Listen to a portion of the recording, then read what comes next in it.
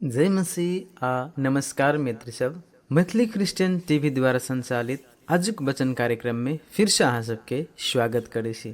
आजुक वचन रहल अछि पवित्र बाइबल पहिल यूहन्ना 4 अध्याय के 16 से लऽ कऽ 18 पद तक ल, जतऽ एना के कहैत अछि, परमेश्वरक प्रेम जे अपना सभक प्रति छनि तकरा अपना सब जानि गेल छी और ताहि पर भरोसा करैत छी।